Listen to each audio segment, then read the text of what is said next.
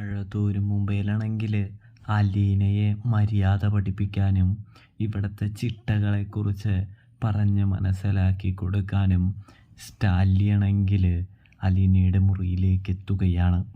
അതായത് അലീനയാണെങ്കിൽ സ്റ്റാൻലി വെള്ളം അടിച്ചുകൊണ്ടിരിക്കുന്ന ഒരു കാഴ്ച കാണുന്നുണ്ട്.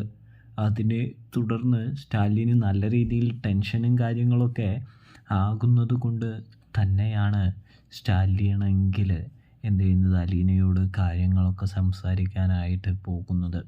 അതായത് താൻ ഇത്ര സമയത്തിൽ മദ്യം കുടിക്കുകയായിരിക്കും, ആ സമയം തൻ്റെ മുറിയിലേക്ക് ആരും വരുന്നത് ഇഷ്ടമല്ലെന്നോ മറ്റുമൊക്കെയാണ് സ്റ്റാലിൻ പറയാനായിട്ട് ഒരുങ്ങുന്നത്.